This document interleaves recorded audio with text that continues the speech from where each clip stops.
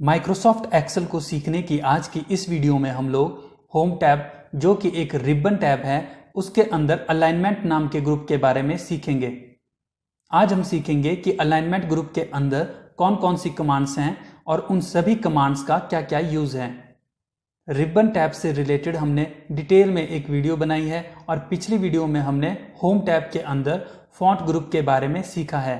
आप लोग उन वीडियोस को भी जरूर देखें, उनका लिंक मैं आपको ऊपर आई बटन में दे दूंगा। अब बात करते हैं इस वीडियो की। मैंने एक्सेल फाइल को ओपन कर लिया है और आज की इस वीडियो में हम लोग होम टैब के अंदर अलाइनमेंट नाम के ग्रुप के बारे में सीखने वाले हैं। तो चलिए दोस्तों, अब सीखना शुरू करते हैं। एक्सेल में अलाइनमेंट का मतलब होता है कि जब भी हम किसी सेल में कोई डाटा एंटर करते हैं तो उसकी पोजीशन ठीक तरह से हो और वो डाटा प्रॉपरली अलाइन हो, ताकि डाटा देखने में भी अच्छा लगे और उसे पढ़ने में भी आसानी हो। एक्सेल में सेल्स की एक डिफ़ॉल्ट सेटिंग्स होती है जिसके अकॉर्डिंग अगर हम किसी भी सेल में कोई टेक्स्ट टाइप करते हैं तो वो टेक्स्ट लेफ्ट साइड में ही एंटर होगा, और अगर हम किसी भी सेल में सिर्फ नंबर ही टाइप करते हैं तो वो नंबर राइट साइड में ही एंटर होगा।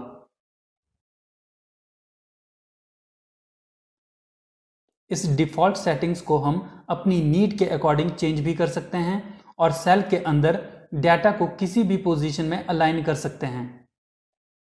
होम टैब के अंदर तीसरे ग्रुप का नाम अलाइनमेंट है और अलाइनमेंट ग्रुप के अंदर कुछ बेसिक कमांड्स हैं जिनकी हेल्प से हम लोग कंटेंट की पोजीशन को सेल के अंदर सेट कर सकते हैं।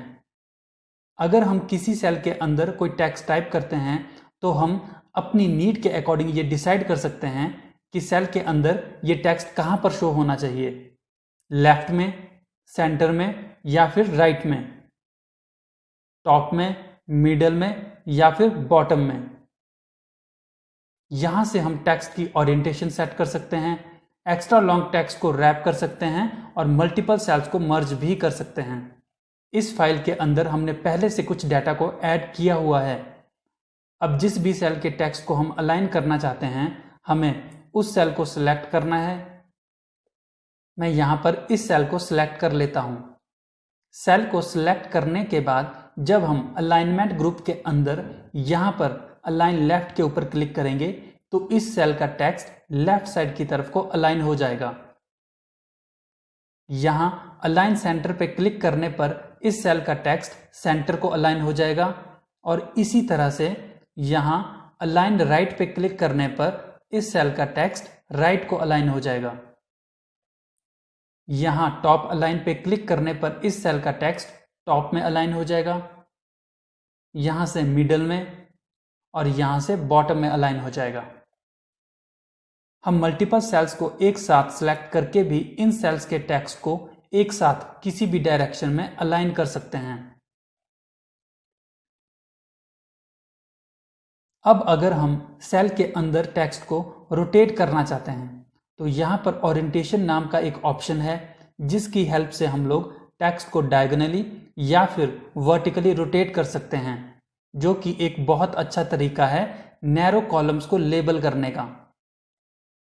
अब हम एक एक करके सभी ऑप्शंस को सिलेक्ट करके देखते हैं कि इनको क्लिक करके टेक्स्ट कैसे रोटेट होता है। पहला है एंगल काउंटर क्लॉकवाइज, दूसरा है एंगल क्लॉकवाइज, तीसरा है वर्टिकल टेक्स्ट, उसके बाद रोटेट टेक्स्ट अप और फिर रोटेट टेक्स्ट डाउन।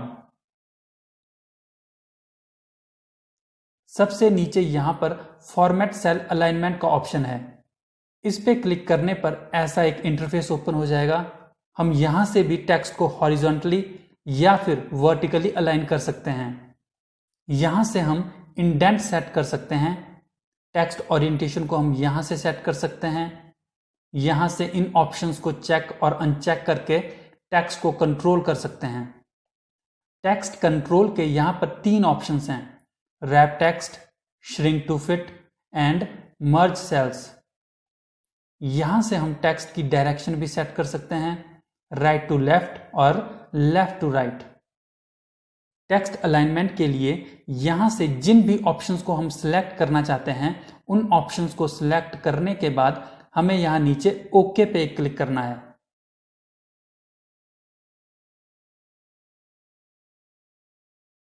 अब किसी सेल में डाटा के लिए लेफ्ट साइड से कितना स्पेस छोड़ना है उसके लिए हम अलाइनमेंट ग्रुप के अंदर इंक्रीज इंडेंट ऑप्शन का यूज कर सकते हैं। सेल को सिलेक्ट करने के बाद जब हम इंक्रीज इंडेंट ऑप्शन पे एक क्लिक करेंगे तो उस सेल का डाटा एक स्पेस छोड़ के राइट साइड की तरफ को मूव करेगा। अपनी नीड के अकॉर्डिंग हम जितनी बार इंक्रीज इंडेंट पे क्लिक करेंगे सेल का डाटा यहां इस सेल बॉर्डर से राइट साइड की तरफ को मूव करता जाएगा।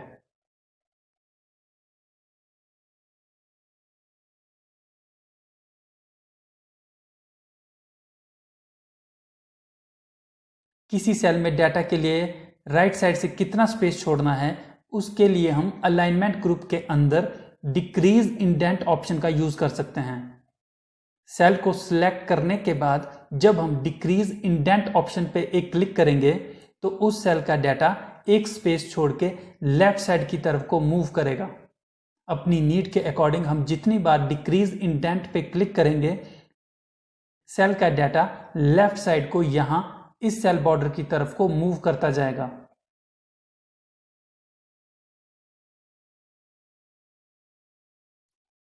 अब मैं यहां पर किसी सेल में कोई बड़ी सी लाइन टाइप करता हूं।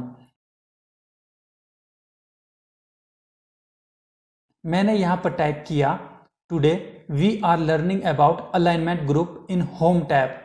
अब जैसा कि आप लोग अभी स्क्रीन पर देख रहे हो कि हमने टेक्स्ट तो एक सेल में टाइप किया है लेकिन ये टेक्स्ट आगे वाले सेल्स में भी शो हो रहा है।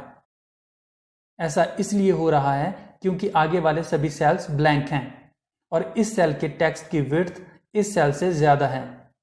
लेकिन हम चाहते हैं कि इस सेल का सारा टेक्स्ट इसी सेल में शो हो तो उसके लिए अलाइनमेंट ग्रुप में रैप टेक्स्ट नाम का एक ऑप्शन है।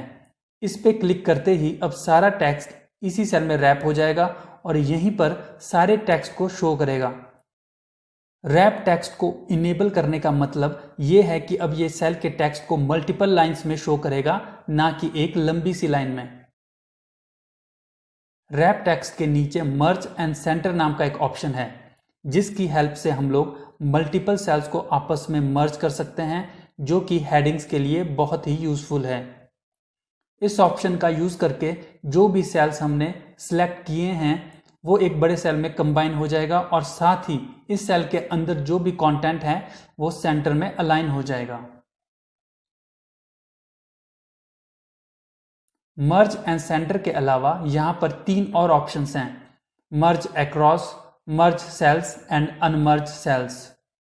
मर्ज सेल्स और मर्ज अक्रॉस में क्या डिफरेंस है ये हम प्रैक्टिकली करके देखते हैं।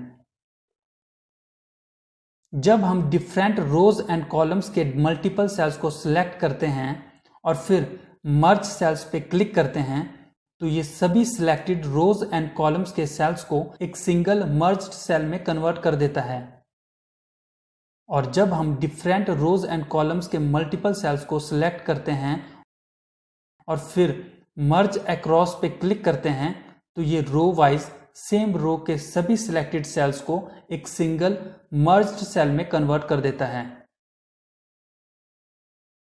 फॉर एग्जाम्पल के लिए हमने यहां पर 5 रोज और 5 कॉलम्स के सेल्स को सिलेक्ट किया हुआ है, मतलब कि टोटल 25 सेल। अब अगर हम अलाइनमेंट ग्रुप के अंदर यहां मर्ज अक्रॉस पर क्लिक करेंगे तो अब मर्ज होकर पांचों रोज में 5 सेल्स बन जाएंगे, that is 1 cell for each row. अब हमने फिर से 5 रोज और 5 कॉलम्स के सेल को सिलेक्ट कर लिया है, मतलब कि टोटल 25 सेल्स। और अब अगर हम अलाइनमेंट ग्रुप के अंदर यहां मर्ज सेल्स पर क्लिक करेंगे तो ये सभी सिलेक्टेड सेल्स को एक सिंगल मर्ज्ड सेल में कन्वर्ट कर देता है। इसके अलावा यहां पर अनमर्ज सेल्स का एक ऑप्शन है। अनमर्ज सेल्स ऑप्शन का यूज मर्ज किए हुए सेल्स को अनमर्ज करने के लिए किया जाता है। मर्ज किए हुए सेल्स को सिलेक्ट करने के बाद जब हम अनमर्ज सेल्स पर क्लिक करेंगे तो सभी मर्ज सेल्स अनमर्ज हो जाएंगे। तो दोस्तों आज की इस वीडियो में बस इतना ही। आज हमने होम टैब के अंदर अलाइनमेंट नाम के ग्रुप के बारे में डिटेल में सीखा कि अलाइनमेंट ग्रुप के अंदर कौन कौन सी कमांड्स हैं और उन सभी कमांड्स का क्या क्या यूज है।